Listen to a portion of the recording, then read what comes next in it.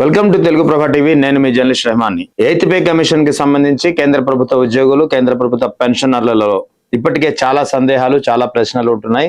నిన్న తాజాగా పార్లమెంట్ లో ఒక కీలకమైన పరిణామం చోటు చేసుకుంది, ముఖ్యంగా ఎయిత్ పే కమిషన్ కు సంబంధించి. వాస్తవానికి దీనిపై అంబిక్విటీ అయితే చాలా కాలంగా ఉన్నా సరే, రెండు అంశాల్లో మరోసారి పార్లమెంట్ సభ్యులు ప్రధానంగా ప్రశ్నలు లేవనెత్తిన పరిస్థితి నిన్న తాజాగా పార్లమెంట్ లో ఎదురైంది. ముఖ్యంగా కేంద్ర ఆర్థిక శాఖ సహాయ మంత్రి పంకజ్ చౌదరిని నలుగురు పార్లమెంట్ సభ్యులు ఎయిత్ పే కమిషన్ కు సంబంధించి రెండు కీలకమైన ప్రశ్నలు సంధించారు.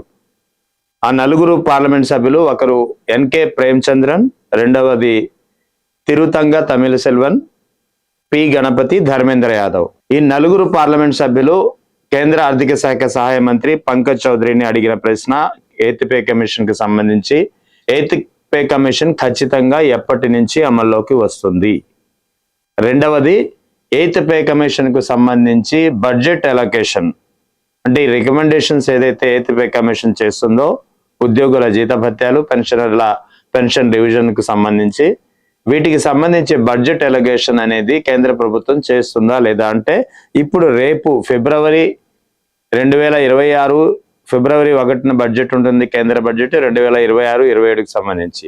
ఆ తర్వాత 2027-28కి సంబంధించి వచ్చే ఏడాది 2027లో ఉంటుంది.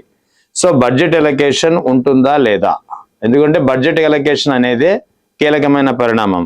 బడ్జెట్ ఎలకేషన్ ఉంది అంటే ఖచ్చితంగా ఎయిత్ పే కమిషన్ కు సంబంధించి సిఫార్సులు అమలు చేసేందుకు ఫండ్ అలొకేట్ చేసినట్టు, ప్రభుత్వానికి చిత్తశుద్ధి ఉన్నట్టు, ఒక క్లారిటీ ఉన్నట్టు అర్థమవుతుంది. అందుకే నలుగురు పార్లమెంట్ సభ్యులు ఈ రెండు ప్రశ్నలు సంధించిన పరిస్థితి.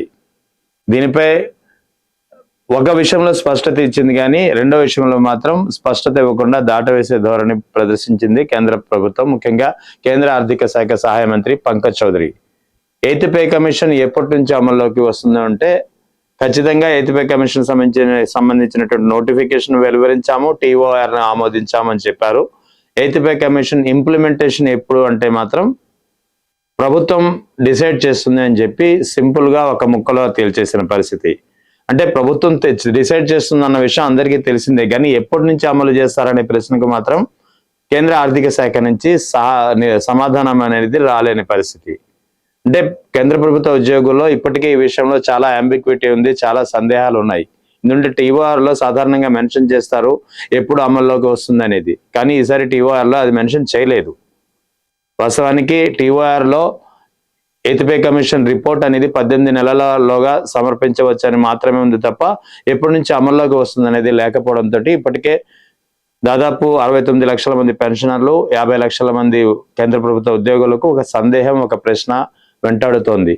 దీన్ని నివృత్తి చేసే దిశగా నలుగురు పార్లమెంట్ సభ్యులు ప్రశ్న అడిగినా సరే కేంద్ర ఆర్థిక శాఖ సహాయ మంత్రి పంకజ్ చౌదరి దాటవేసే ప్రయత్నం చేశారని చెప్పవచ్చు. ముఖ్యంగా ప్రభుత్వం డిసైడ్ చేస్తుంది ఎప్పటి నుంచి అనేది అని ఒక ముక్కలో సమాధానం ఇచ్చి తేల్చేసిన పరిస్థితి. ఇక రెండవది బడ్జెట్ ఎలొకేషన్ ఉంటుందా లేదా. అంటే ఎయిత్ పే కమిషన్ సంబంధించి సిఫార్సులు అయితే అమల్లోకి ఈ రేపు 2026లో కాకపోతే 2028 జనవరికైనా అమల్లోకి రాక తప్పదు. సో బడ్జెట్ ఎలొకేషన్ చేస్తారా లేదా అనే ప్రశ్నకు ఖచ్చితంగా బడ్జెట్ ఎలొకేషన్ ఉంటుంది అని మాత్రం ఆయన ఆన్సర్ ఇచ్చారు. సో ఈ విషయంలో మాత్రం ఉద్యోగులు, పెన్షన్లో కాస్త రిలీఫ్ లభించినట్టయింది. అయితే ఈ బడ్జెట్ ఎలొకేషన్ అనేది 2026-27 అంటే రేపు వచ్చే ఏడాది ఫిబ్రవరి 1న ఏదైతే కేంద్ర బడ్జెట్ ఉంటుందో ఆ బడ్జెట్ లో బడ్జెట్ ఎలొకేషన్ ఉంటుంది అని చెప్పి ఖచ్చితంగా కేంద్ర ఆర్థిక శాఖ సహాయ మంత్రి చెప్పిన పరిస్థితి నలుగురు పార్లమెంట్ సభ్యులు అడిగిన ప్రశ్నకు సమాధానంగా.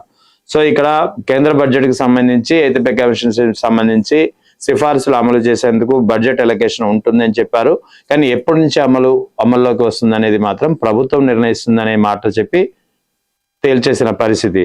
సో ఓవరాల్ గా అంబిక్విటీ ఎప్పటి నుంచి అమల్లోకి వస్తుంది అనేది స్టిల్ ఇప్పటికీ కంటిన్యూ ఉంటుంది.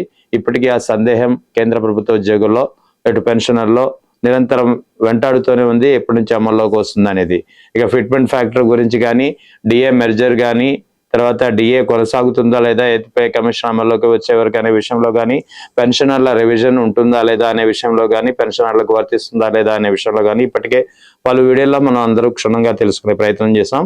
ఇప్పుడు తాజాగా జరిగిన పరిణామం పార్లమెంట్లో ముఖ్యంగా ఎయిత్ పే కమిషన్ ఎప్పటి నుంచి అమల్లోకి వస్తుందంటే మాత్రం ప్రభుత్వం నిర్ణీత సమయంలో డిసైడ్ చేస్తుందని చెప్పారు. బడ్జెట్ ఎలకేషన్ మాత్రం ఉంటుందని చెప్పడం మాత్రం కాస్త రిలీఫ్ అని చెప్పవచ్చు.